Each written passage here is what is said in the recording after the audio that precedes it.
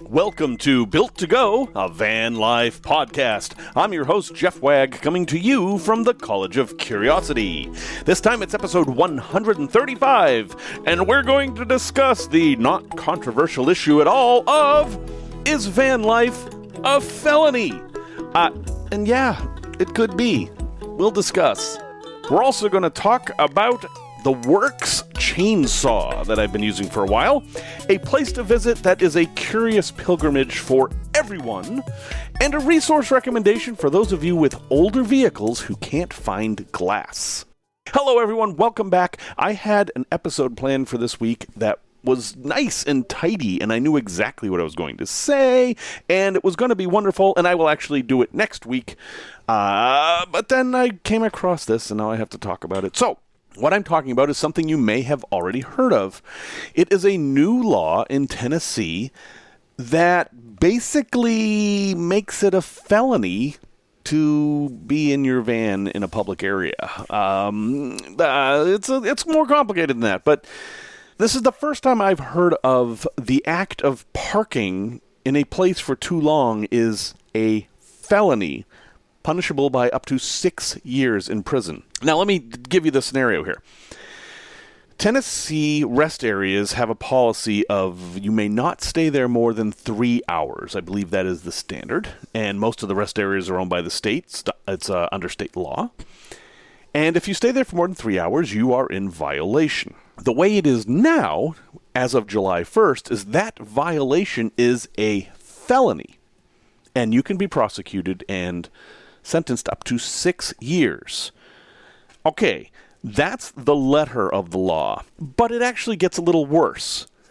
Let's say you're driving through Tennessee and it's about 1 o'clock and you're in a rural part of Tennessee and, oh, look, there's a rest area. So, hey, let's cook some lunch, right? So you open your slider door and you fire up your stove and you're cooking a can of soup and, oh, guess what? You've just committed a felony. I mean, that is what the letter of the law says. You cannot stay for more than 3 hours, sleep, or cook in your vehicle. And of course, this applies to tents or anything else like that too.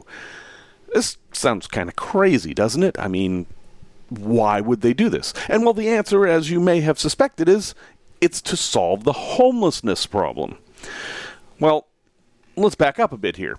The homelessness problem exists everywhere there are people. There are homeless people everywhere. What's different is how people deal with it. Now, up in the Pacific Northwest and parts of California, you have people largely trying to deal with the homeless problem with kindness. That is to try to give them space, try to give them public assistance. I was in Portland recently and saw these little communities that were set up by the city for homeless people. And the result is that homeless people are very, very visible in these places. You see them everywhere. So the problem of homelessness is right in your face. And then there's the other approach, which is, we're not going to have any homeless here. We're going to drive them out. And they make it extremely difficult to be homeless in those places. I know that in some places, park benches have spikes under them, so you can't possibly sleep there. And then places like now Tennessee have laws against being in a place that you don't own or isn't designated for camping or is a private space that you have permission to be in. Okay.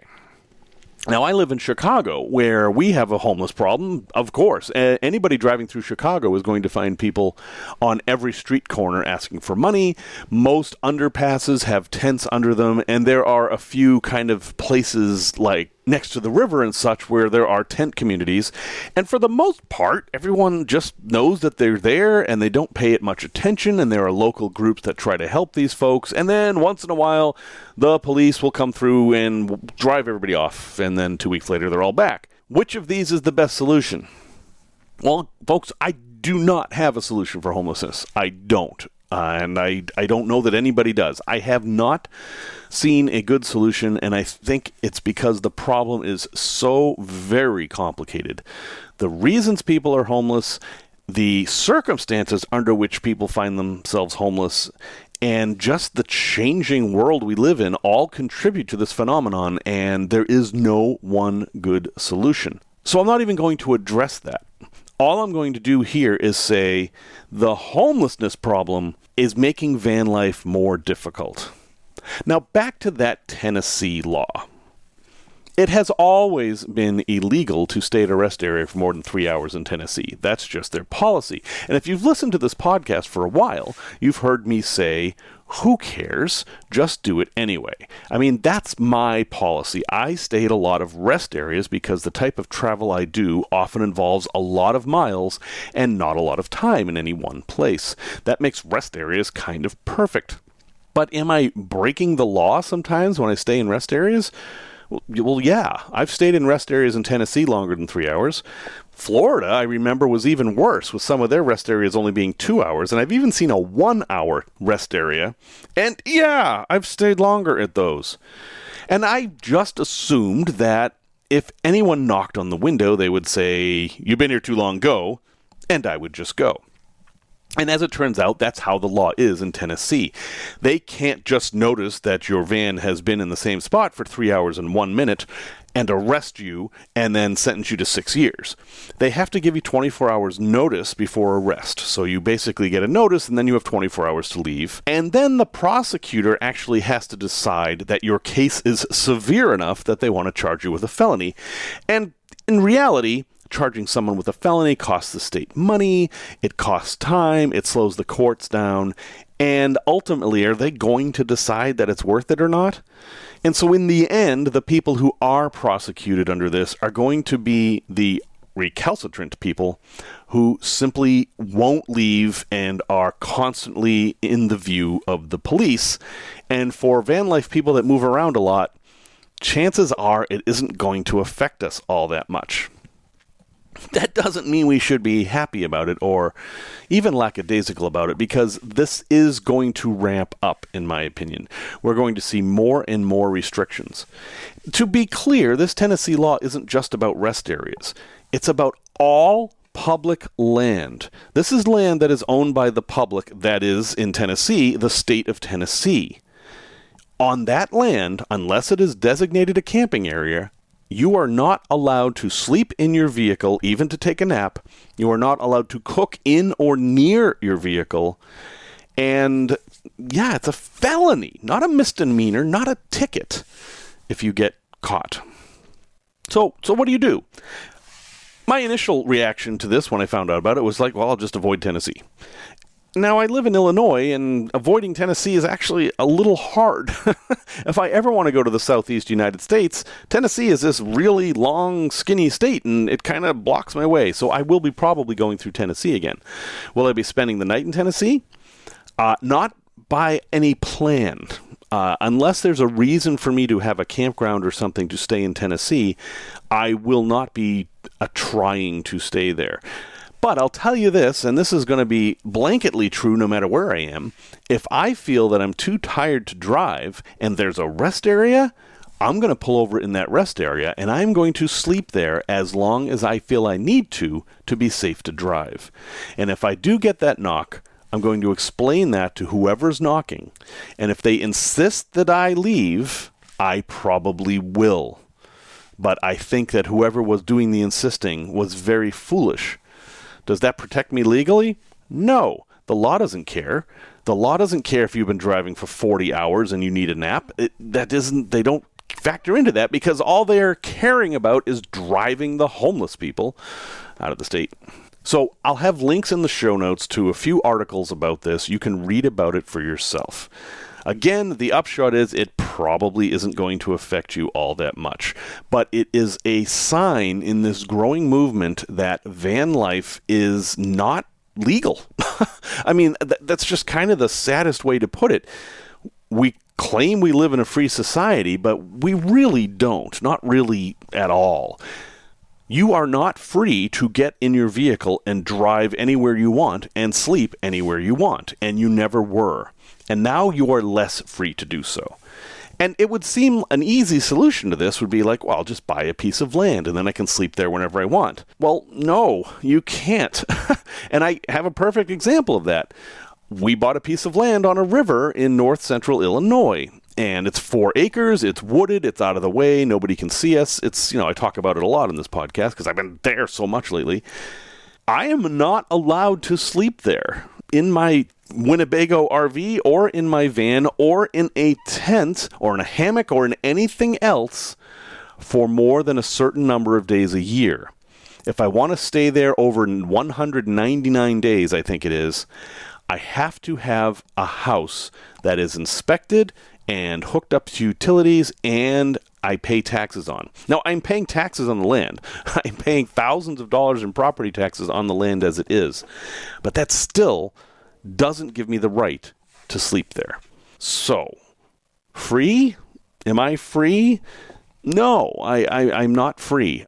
And again, we're back to the who's going to know, how is this enforced? Yeah, okay, that's the law, they're not going to enforce it. And, you really have to be abusing the system in order to get prosecuted by this. And while, yes, that is all true. And I've been watching videos about the Tennessee law, and there are van life people or nomadic people who are in favor of the law because they feel like it's going to be hardest on those who abuse the system, like those who set up massive campgrounds at Walmart or those who sleep in a rest area for 3 weeks. They feel like this law is going to drive them out and make things easier for them. I am not sure I agree with that because I think ultimately society is hostile to van life because we don't give society what it wants. Society wants you to have a job and a house and a fixed address. And if you're on vacation, society wants you to stay in a hotel or campground and pay those hotel and campground taxes. It wants you to eat in restaurants, and then it wants you to get out. Van life counters all of that, and that's glorious. That's one of the reasons we love van life, because it is a totally freeing experience to get out on the road and just be independent and do what you want. And that's becoming less and less. And you can see why the appeal of the West for van life is so large, because there, out in the wastes of Nevada, which aren't wastes, out in the massive BLM lands of New Mexico, places like that, there's no one to bother you, and you've got a 2-week limit to basically do whatever you want on your own terms. For now. That's federally owned land, and that can change. Little bit of a rant, little bit of awareness campaign here. It's a frustrating fact that we really aren't as free as we think we are.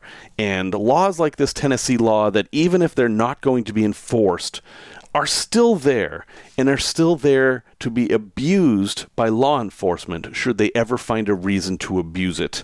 If they don't like the color of your van, they don't like you, well, this law might suddenly become more enforceable. Product review. Okay, switching modes here. It's not always easy. A long time ago now. Geez, I don't know how long ago now. Oh, maybe 2 months. That seems like a long time. I don't know. Anyway, I bought this chainsaw.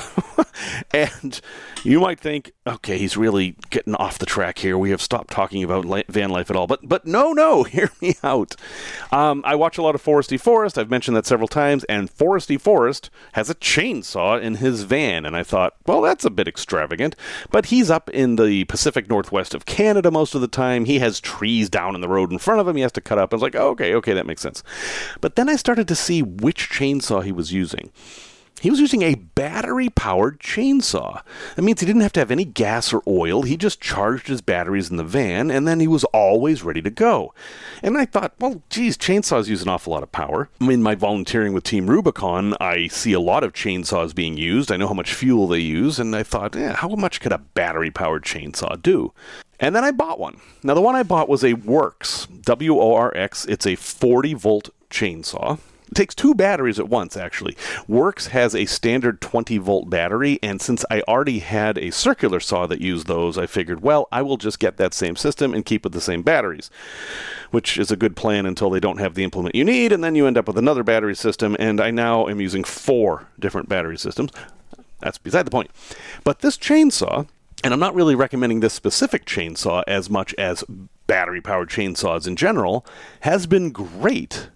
Now, if you have space in the garage of your van, consider carrying a chainsaw, because if you're the kind of person who's spending a lot of time outdoors in the wilderness, like you have campfires every night, this thing's going to save you a ton of time, because you can just find a dead branch, and instead of hacking away at it with a hatchet or maybe using a bow saw, you can just go and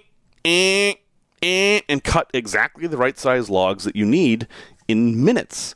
And the capacity of the batteries, at least for the one I have here, is great. I mean, I can cut down several trees before needing to change batteries, which is actually what I've done. And then buck and limb those trees, which is, limbing is you cut off the limbs and bucking is cutting them into small pieces. I can do that too. I mean, basically I could take down 3 6-inch diameter trees, buck and limb them on one charge of the batteries. And that's certainly more than you're going to need to do just to have a campfire. So, hey, just consider this. This is an option you have. If you have space and you have a need, a battery-powered chainsaw makes a lot of sense for van life. Now, there's one thing to know about chainsaws. Even a battery-powered chainsaw does use oil. Oil is injected onto the chain as the chain goes around the bar. And you need to have this one thing filled with oil.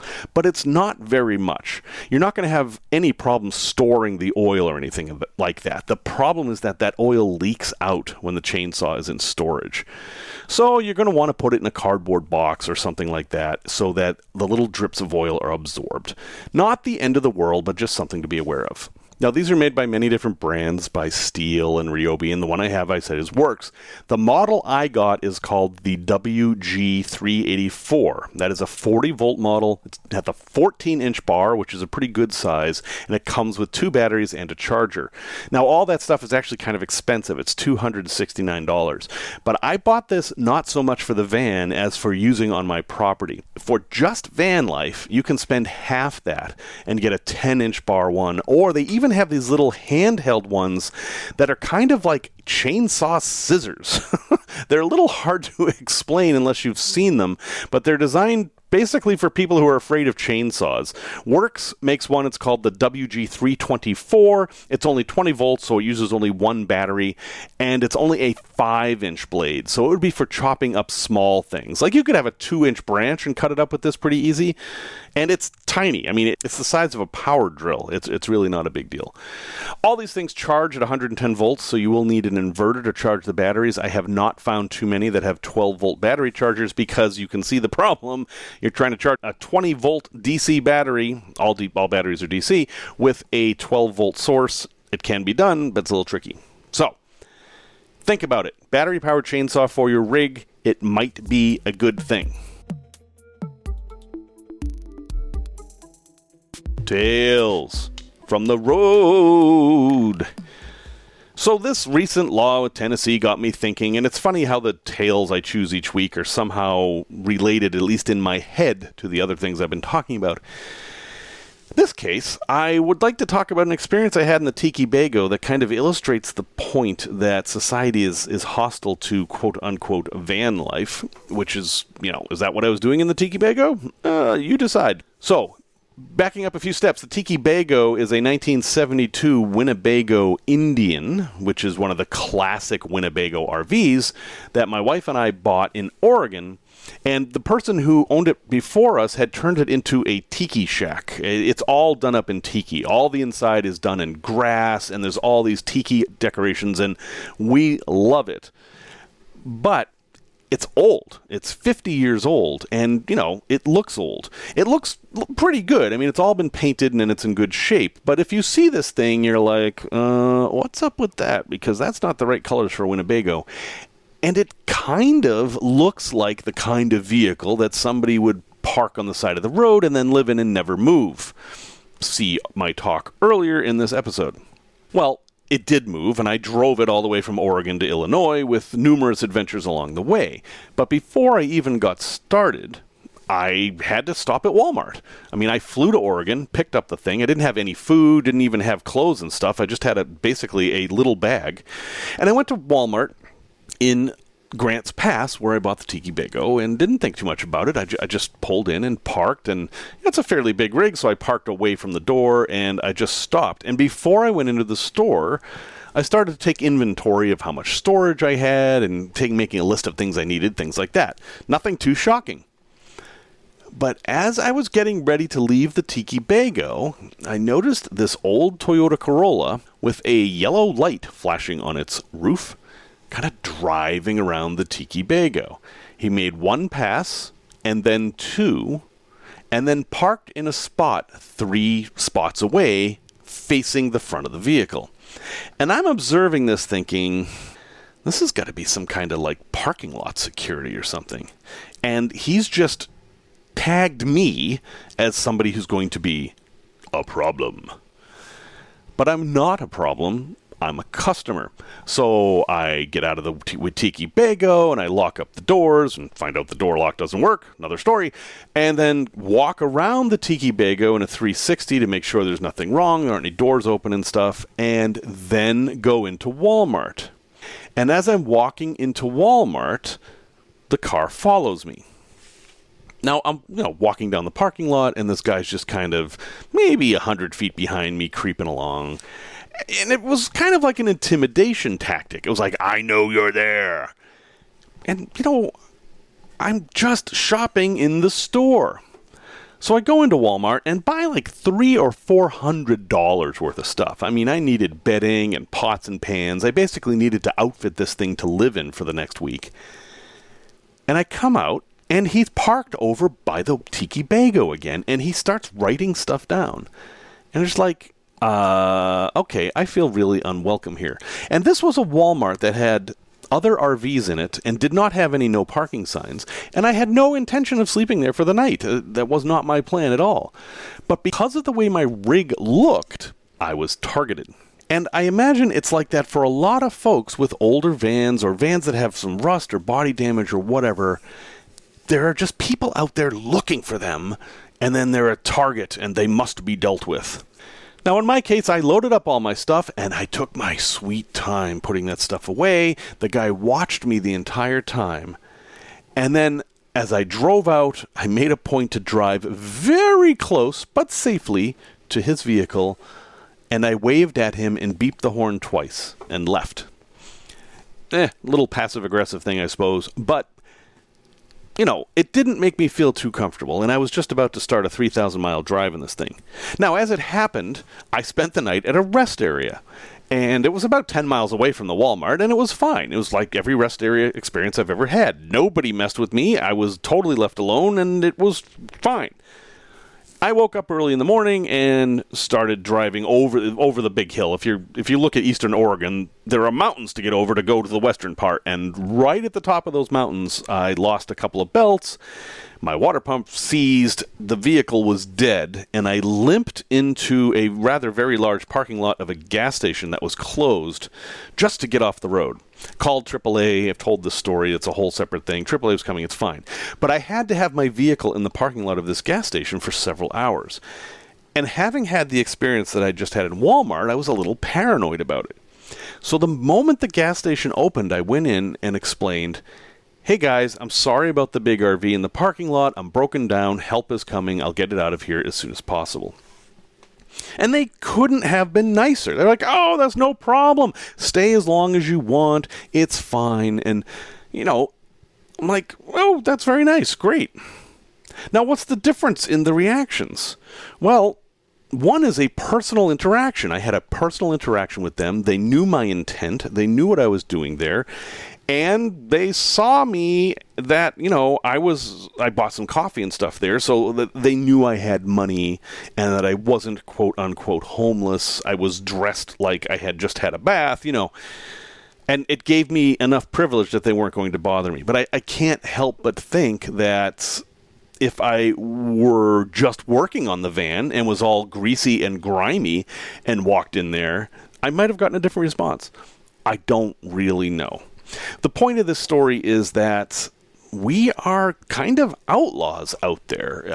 We're always going to have our wits about us and always be cognizant of how we're seen. And this is more true the more closer to an urban area you are. And so far I haven't had any real problems, and I count myself fortunate. But I imagine if I spend enough time on the road, eventually one of those real problems is going to happen. And, well, I regret that. And I regret that for others who have already had it happen to them.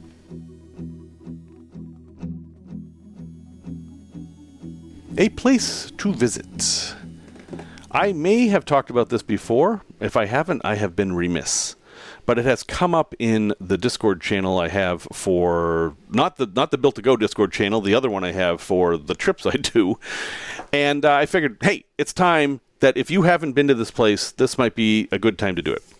There are 3 curious pilgrimages in the U.S. that I think every curious person should experience. First of those is the City Museum in St. Louis. The second of those is Meow Wolf in Denver, and I believe there's one in Vegas now, too. I can't speak to Denver and Vegas, but if they're anything like the one in Santa Fe, yes, you must go. And there's the third and the oldest of this triumvirate, and that is House on the Rock in Spring Green, Wisconsin. House on the Rock is quote-unquote a tourist trap. I talked about one of these last week. This one is in that same vein. But it is perhaps the king of all tourist traps. And it takes an entire day to experience. And the proper word is experience. This is one of those places where you don't want to know too much before you go. You just want to know that you're going to spend many hours walking, and you're going to be confused, and you're going to want to have sugar, because your brain is going to use up every little bit of glucose it has. House on the Rock started, all right, I'll tell you the legend. This isn't actually true, but I'll tell it to you.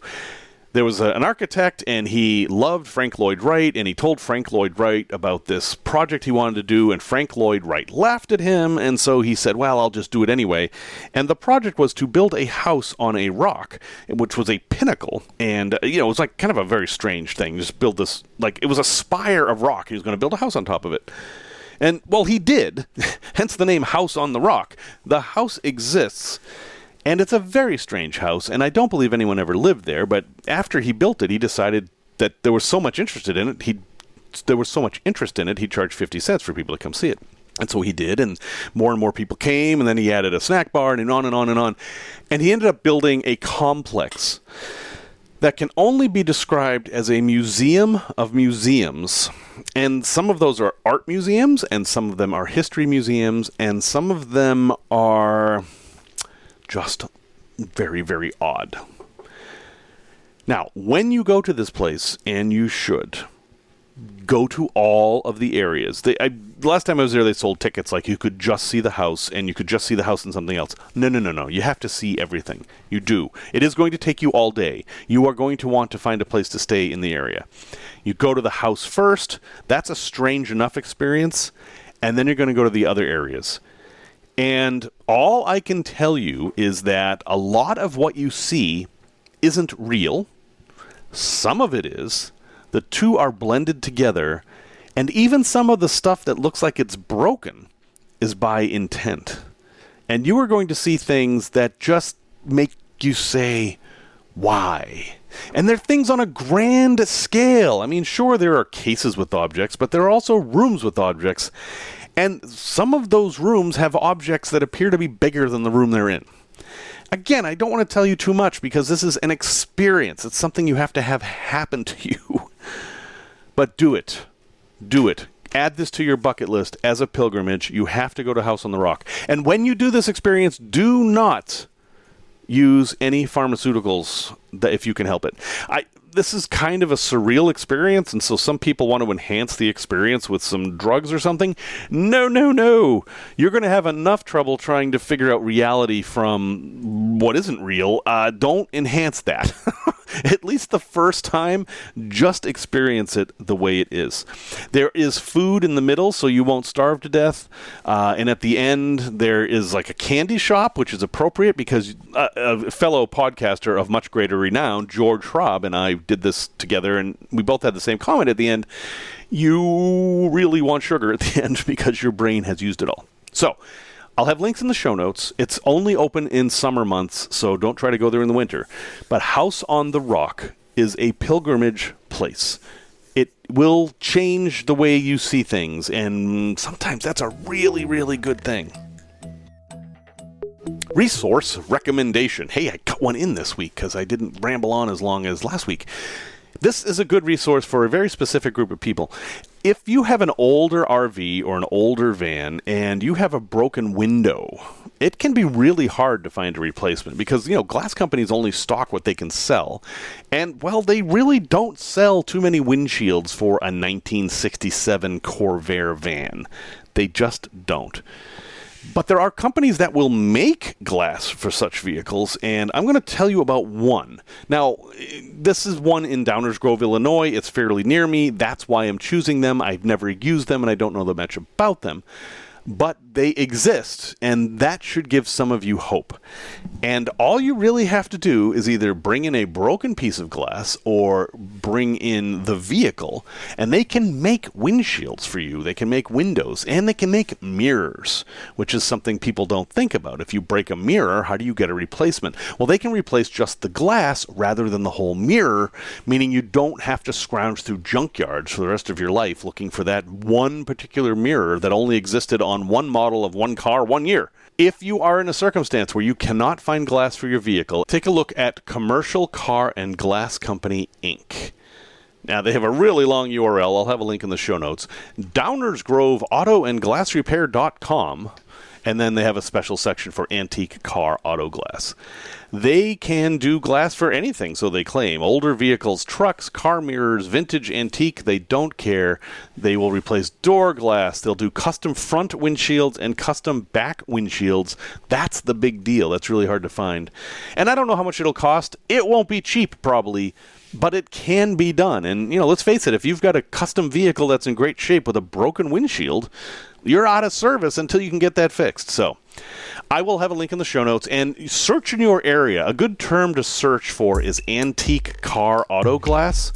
That tends to be the right kind of people to find old glass for old vehicles. Well, folks, thanks very much for listening to episode 135. Next week, we will talk about the advantages of small vans versus large vans and vice versa because somebody requested it, and it's amazing. If you request something, you just might get it. Music, as always, is by Simon Wagg. And until next time, remember the words of George Orwell. Freedom is the right to tell people what they do not want to hear.